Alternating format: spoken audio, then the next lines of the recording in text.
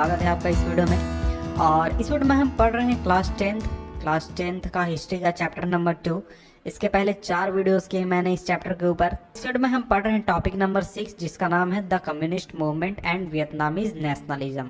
तो देखिए, अभी तक तो हमने वियतनाम के बारे में पढ़ा और किस तरह से वहाँ पर फ्रेंच लोगों का रूल था, फ्रेंच किस तरीके से वहाँ पर उन्होंने रूल किया और दमन किया, इन सभी चीज़ों को हमने पढ़ा।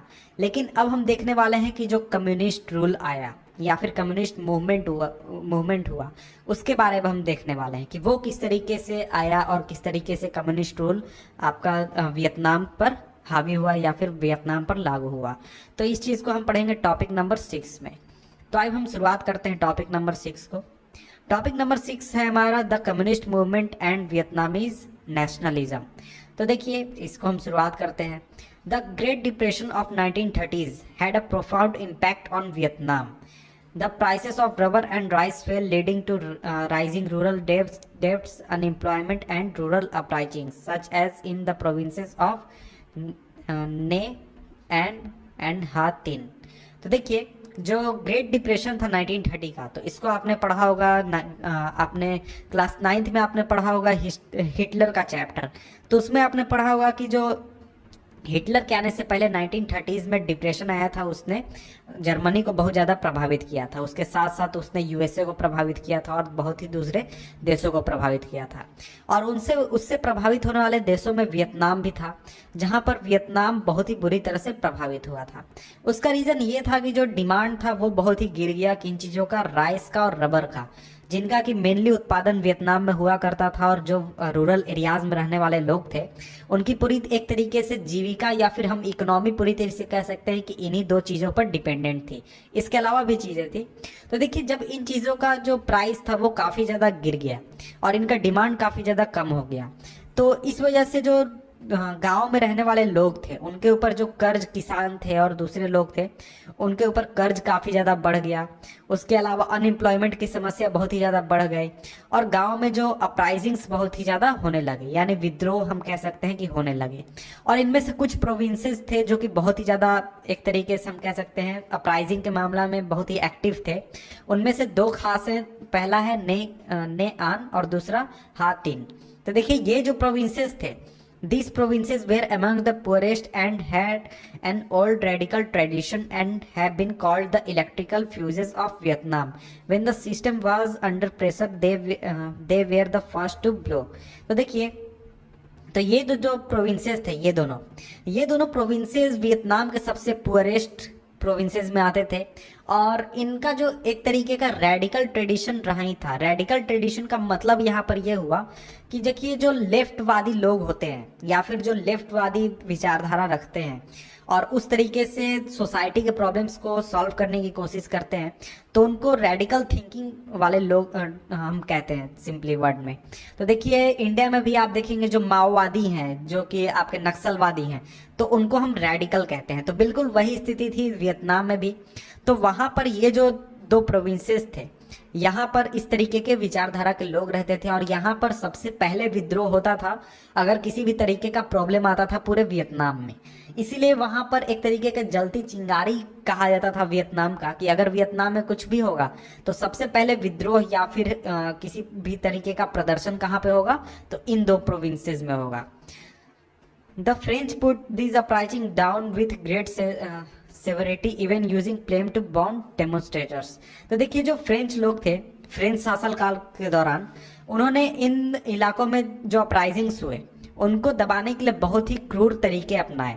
यहाँ तक कि जो रैलीज होते थे या फिर डेमोन्स्ट्रेशन होते थे विद्रोही लोगों द्वारा, उनके ऊपर प्लेन से बॉम्ब तक गिरा दिए गए ताकि इन विद्रोहियों को दबाया जा सके।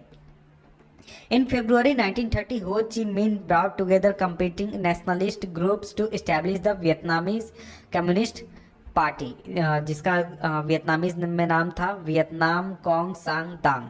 तो देखिए, तो जो हो ची मिन थे, उन्होंने सभी जितने नेशनलिस्ट ग्रुप्स थे जो कि फाइट कर रहे थे फ्रेंच के खिलाफ, उन सभी को एक साथ लाया और एक साथ लाकर उन्होंने वियतनामीज कम्युनिस्ट पार्टी एक बनाया, जिसको बाद में रीनेम कर दिया गया इंडो चाइनीज कम्युनिस्ट पार्टी।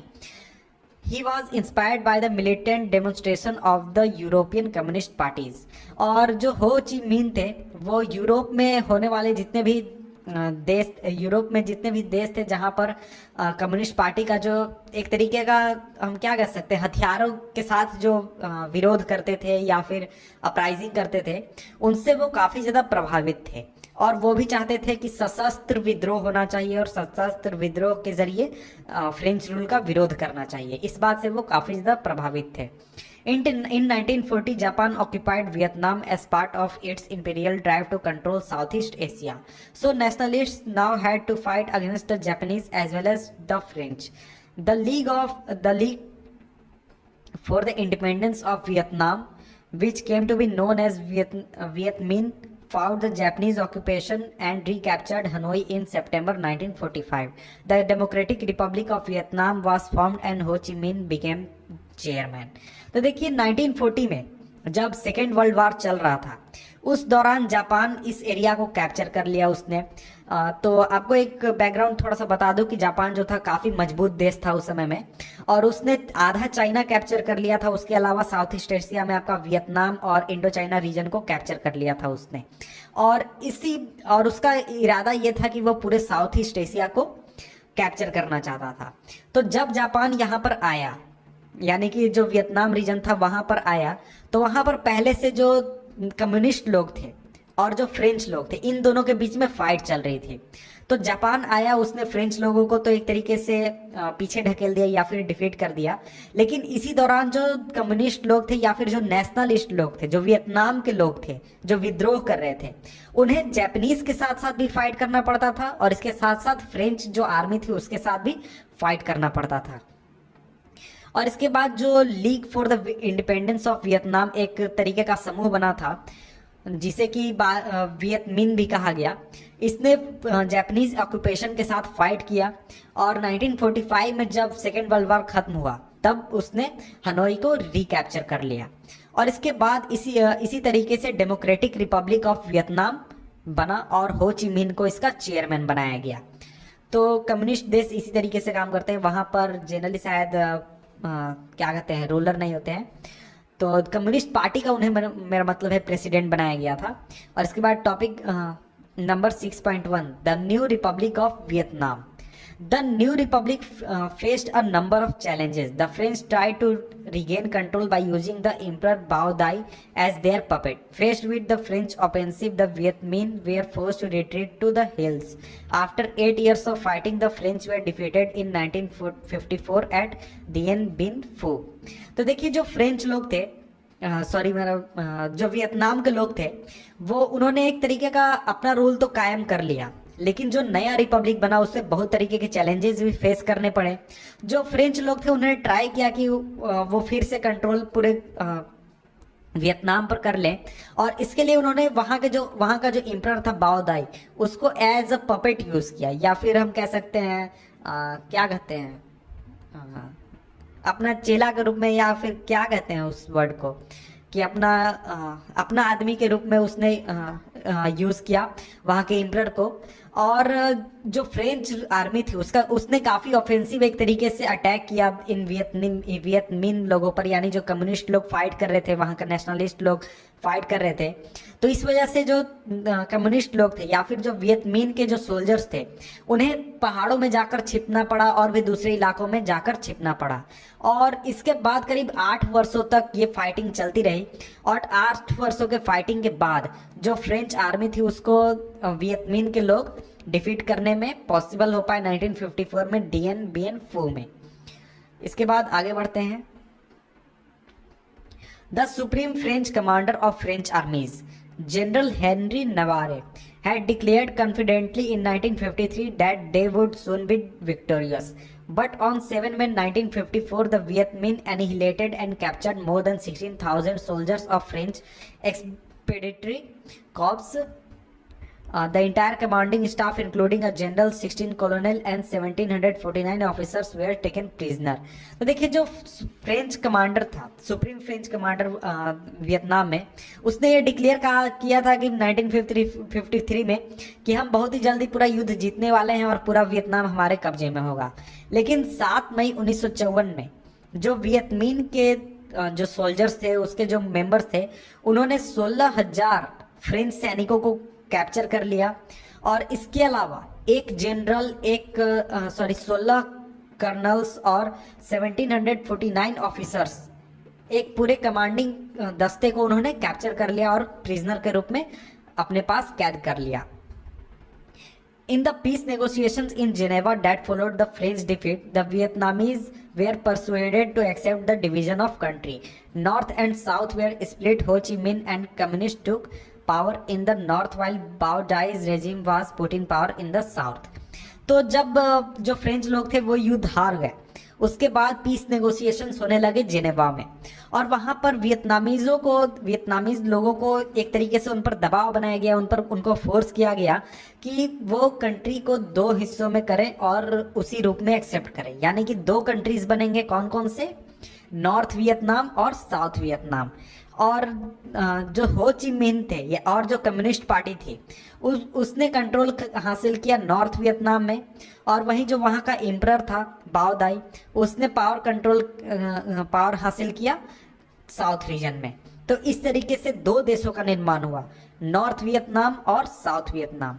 तो ये बात बहुत ही ध्यान रखिएगा कि देखिए जब वियतनाम आज़ाद हुआ था उसके बाद 1954 में जब फ्रेंच हार गए थे तो उस समय 2 देश बनाए गए थे, नॉर्थ वियतनाम और साउथ वियतनाम।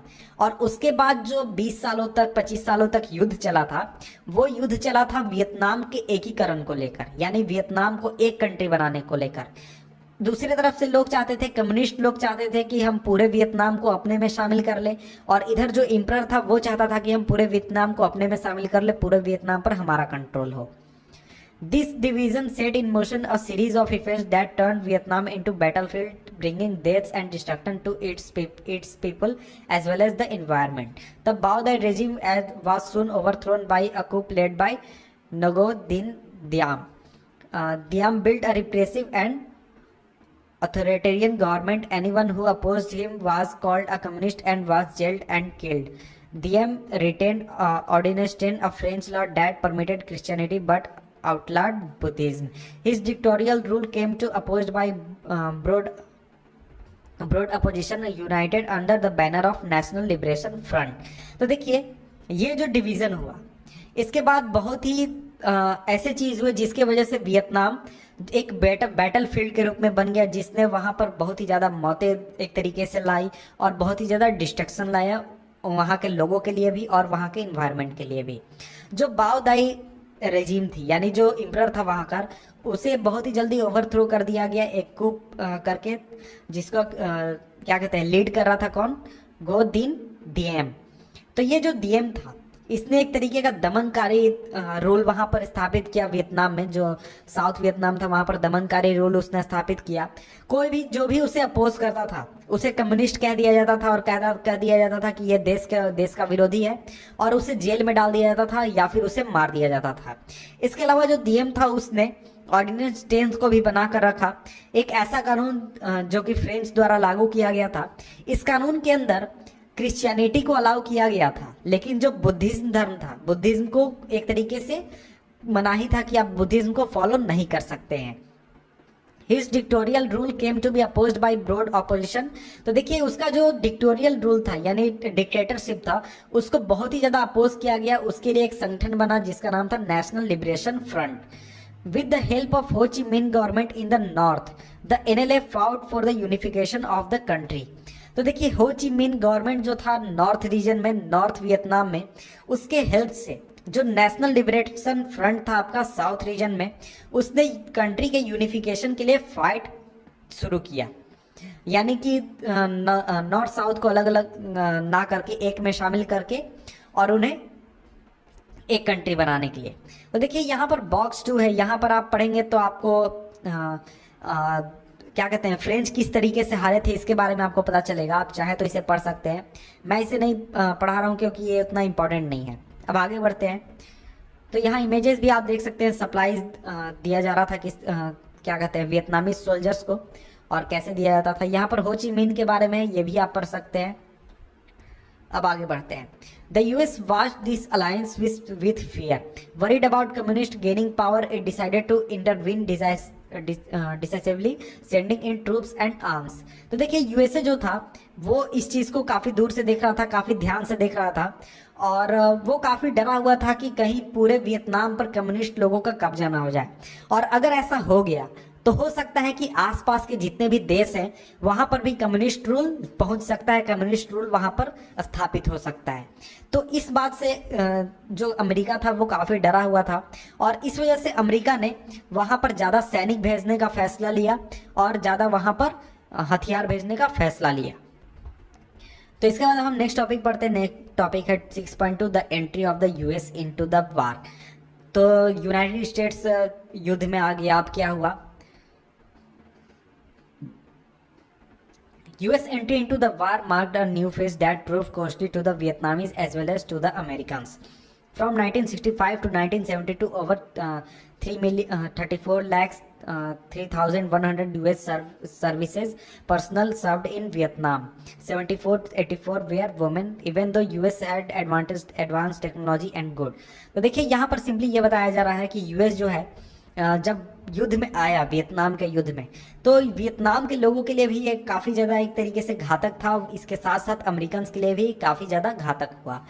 1965 से लेकर 1972 तक 34 लाख यूएसए सैनिक जो थे, यूएसए के सैनिक वियतनाम में उन्होंने अपनी सेवाएं दी, वहाँ पर उन्होंने काम किया, और जिसमें से करीब 7,484 महिलाएं थी। और इसके अलावा जब बात उनके पास बहुत सारे एडवांस हथियार थे, मेडिकल सप्लाईज थे, और इसके बावजूद उनके पास काफ़ी ज़्यादा उनकी जो कैजुअलिटीज़ थी वो काफ़ी ज़्यादा हाई थी। करीब 47,244 सैनिकों की मौत हो गई थी युद्ध में, और इसके बाद 3 लाख सैनिक घायल हो गए थे। और इन 3 लाख सैनिकों में से 23,000 सैनिकों को परमानेंटली क्या कहते हैं 100% डिसेबल घोषित कर दिया गया था। तो ये जो फेज था स्ट्रगल का यूएसए के साथ, वियतनाम और यूएसए के बीच में, ये काफ़ी एक तरीके से ब्रूटल था। हजारों की संख्या में यूएसए के जो ट्रूप्स थे वो वियतनाम में उन्हें भेजा गया, और उनके साथ काफ़ी हैवी वेपन्स भेजे गए, टैंक्स भेजे गए, और बहुत ही ज़्यादा उस समय का जो खतरनाक बॉम्बर था B-52 बॉम्बर, उसे भी वहाँ पर लगाया गया था।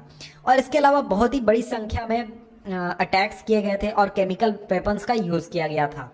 केमिकल वेपन्स में नापाम का यूज़ किया गया था, एजेंट ऑरेंज का यूज़ किया गया था, और इसके अलावा फॉस्फोरस बॉम्ब का यूज़ किया गया था, जिनको यूज़ करके अमेरिकी सैनिकों ने बहुत ही ज़्यादा संख्या में विलेजेस को तबाह कर दिया, बहुत ही जंगल्स को तबाह कर दिया, और हजारों की संख्या में, लाखों की संख्या में वहाँ के सिविलियंस मारे गए। तो यहाँ पर देखिए 3 चीज़ें, नापाम, एजेंट ऑरेंज और फॉस्फोरस बॉम्ब, ये क्या होते हैं? तो देखिए नापाम के बारे में नीचे जानकारी लिखी हुई है, वहाँ पर आप पढ़ सकते हैं। एजेंट ऑरेंज जो है, नीचे का मतलब है इसी पेज में, ये जो पेज है हमारा जहाँ पर हम पढ़ रहे हैं, इसी पेज में नीचे लिखी हुई है। एजेंट ऑरेंज एक तरीके का क्या कहते हैं प्लांट किलर है, जिसमें कि यूज़ किया जाता है कि जब उसे छिड़का जाता है तो प्लांट जो होते हैं वो जल जाते हैं, और उनको फिर से वो फिर से एक तरीके से पत्ती उन पर नहीं उग सकते हैं। और इसी तरीके से फॉस्फोरस होता है, फॉस्फोरस को अगर छिड़क दिया जाए, मतलब फॉस्फोरस बम को डाल दिया जाए, तो वो जला देता है आदमी के शरीर को, आदमी के स्किन को जला देता है। तो इसी तरीके का इफेक्ट वो देता है, और ये एक तरीके से बैंड है वार में यूज़ करने के लिए। और अगर आप वार में जाते हैं तो आप इस तरीके के बॉम्ब को यूज़ नहीं कर सकते हैं, लेकिन उसके बावजूद अमेरिका की गवर्नमेंट ने वियतनाम में यूज़ किया था इसे। The effect of the war was felt within the US as well. Many were critical of the government for getting involve in a war that they saw as indefensible. When the youth were drafted for the war, the anger spread. Compulsory services in the armed forces, however, could be waived for university graduates. This meant that many of those sent to fight did not belong to the privileged elite, but were minorities and children of working class families. देखिए जो यहाँ पर effect था युद्ध का, वो USA में भी देखा जा सकता था। बहुत सारे लोग थे जो एक तरीके से गवर्नमेंट को काफी ज्यादा क्या कहते हैं, क्रिटिसाइज कर रहे थे कि देखिए ये एक ऐसा युद्ध है जिसको हम किसी भी हालत में जीत नहीं सकते हैं और ऐसे युद्ध में झूठ मूठ का हम लड़ने जा रहे हैं। और इसके अलावा जब युद्ध जो जवान लोगों को कह दिया गया कि आपको युद्ध में आना है और युद्ध में उनको शामिल किया जाने लगा, तो वहां पर गुस्सा अमेरिका में और भी ज्यादा बढ़ गया। और इसके अलावा एक तरीके का कंपलसरी सर्विस जो था यूएसए के आर्मी के लिए, उससे यूनिवर्सिटी ग्रेजुएट्स को बाहर रखा गया था। इसका मतलब ये था कि जो युद्ध में जा रहे थे, युद्ध लड़ने के लिए जा रहे थे, वो आपके अमीर परिवार से नहीं आते थे या फिर हाई क्लासेस से नहीं आते थे। वो जो लड़के थे वो या तो माइनॉरिटी से आते थे या फिर वर्किंग क्लास फैमिली से आते थे। तो इस वजह से सरकार को उनसे कोई हमदर्दी नहीं थी। सरकार वहाँ पर अगर उनको कुछ हो भी जाता, उनकी कितनी भी ज़्यादा संख्या में उनकी मौत हो जाती, तो सरकार को उससे कोई प्रभाव नहीं पड़ने वाला था। The USA media and films played a major role in both supporting as well as criticizing the war. Hollywood made films in support of the war such as John Wayne's Green Berets. This has been cited by many as example of unthinking propaganda film that was responsible for motivating many young men to die in the war. Other films were more critical as they tried to understand the reason for the war. John Ford Coppola's Apocalypse Now reflected the moral confusion that the war has caused in the US. तो देखिए USA की जो media थी और जो films थे, उन्होंने बहुत ही इंपॉर्टेंट रोल एक तरीके से अदा किया था वार को सपोर्ट करने में भी और वार का विरोध करने में भी। जो हॉलीवुड में बनाई गई फिल्में थी, जैसे कि आपका जॉन वेन की जो ग्रीन बैरेट्स फिल्म थी, इसको एक तरीके से कहा गया था कि ये बिना किसी सोचे समझे एक प्रोपेगेंडा फिल्म है, ताकि जिसने बहुत सारे यंग लोगों को एक तरीके से मोटिवेट किया ताकि वो युद्ध में जाकर अपनी जान दे दें। इसके अलावा दूसरी फिल्में बनाई गई थी जो कि एक तरीके से समझने की कोशिश कर रही थी कि आखिर इस वार में हो क्या रहा है। इसी तरीके की जॉन फोर्ड कैपोला की एपोकलिप्स नाउ, तो इस फिल्म ने एक तरीके से मोरल कंफ्यूजन को दिखाने की कोशिश की कि आखिर लोगों में कितना ज़्यादा कंफ्यूजन है यूएसए में इस वार को लेकर। इसके बाद the war give out of the fear among the US policy planners that the victory of the हो ची मिन government would start a domino effect. Communist governments would be established in other countries in the area.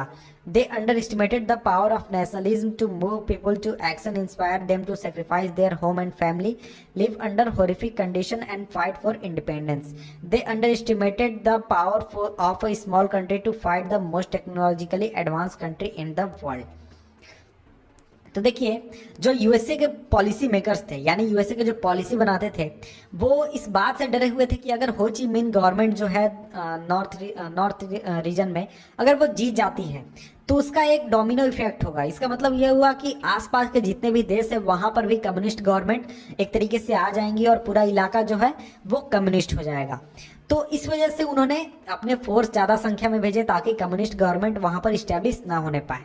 लेकिन उन्होंने एक तरीके से under estimate कर लिया था वियतनाम के लोगों को कि एक तरीके से नेशनलिज्म की जो भावना है, देशभक्ति की भावना है, वो लोगों को कितना ज़्यादा इंस्पायर कर सकती है अपने घर को त्यागने के लिए, अपने फैमिली को त्यागने के लिए, हॉरिफिक कंडीशंस में रहने के लिए और आज़ादी के लिए लड़ने के लिए।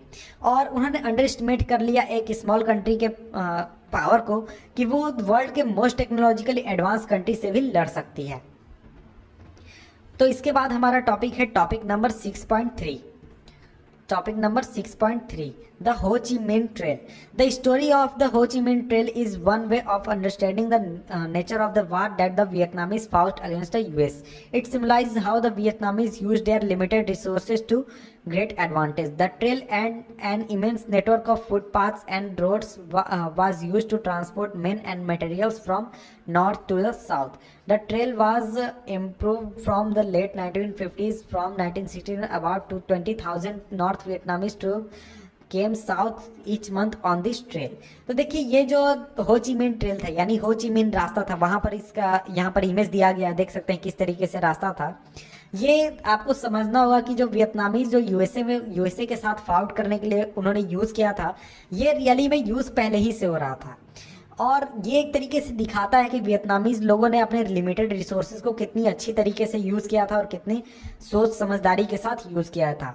तो ये जो रास्ता था हो ची मिन रास्ता, इसमें कई सारे फुटपाथ से कई सारे रोड्स थे और इसको यूज किया जाता था लोगों को ट्रांसपोर्ट करने के लिए या फिर मटेरियल्स को ट्रांसपोर्ट करने के लिए नॉर्थ वियतनाम से साउथ वियतनाम में।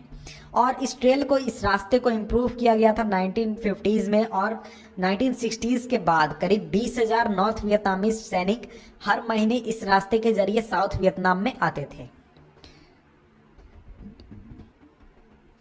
The trail had support bases and hospitals along the way. In some parts, supplies were transport in trucks, but mostly they were carried by porters, who were mainly women. The porter carried about 25 kilos on their backs and about 70 kilos on their bicycle. Most of the trail was outside Vietnam in neighboring Laos and Cambodia, with branch lines extending into South Vietnam. The US regularly bombed this trail, trying to disrupt supplies, but efforts to destroy this important supply line by intensive bombing failed because they were repelled very quickly. तो देखिए, ये जो trails थे, ये जो रास्ते थे, इनके साथ साथ सपोर्ट बेसिस बने हुए होते थे और इसके साथ साथ हॉस्पिटल्स भी बने हुए थे। और इस रास्ते के कुछ इलाकों में ट्रक्स के ज़रिए सामानों को पहुंचाया जाता था, लेकिन इसके ज़रिए सामान को मेनली लोगों द्वारा ढोया जाता था, जिसमें से ज़्यादातर महिलाएं होती थी।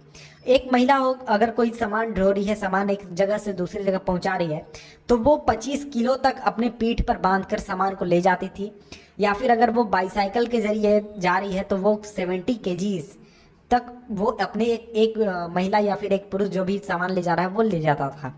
तो ये जो रास्ता था ये ज़्यादातर वियतनाम के बाहर था, लाओस और कंबोडिया रीजन में था, और इसमें से ब्रांच लाइंस लिखने हुए थे जो कि साउथ वियतनाम में पहुंचते थे। जो यूएस के आर्मी थी वो रेगुलरली इन इलाकों पर बॉम्बिंग करते रहती थी ताकि सप्लाईज को है डिस्टर्ब किया जा सके, सप्लाई लाइंस को तोड़ा जा सके।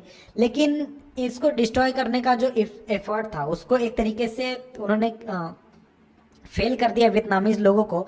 उसका रीज़न ये था कि वो अगर कोई बॉम्बिंग होती थी उसके तुरंत ही जल्दी से वो इस रास्ते को रिबिल्ड कर देते थे, फिर से बना देते थे।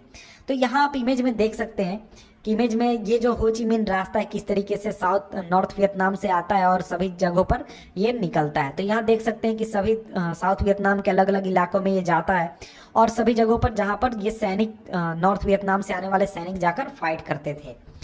तो इस वीडियो में इतना ही। नेक्स्ट वीडियो में हम पढ़ेंगे topic number 7, the nation and it's heroes. तो मिलते हैं आपसे नेक्स्ट वीडियो में, तब तक के लिए गुड बाय।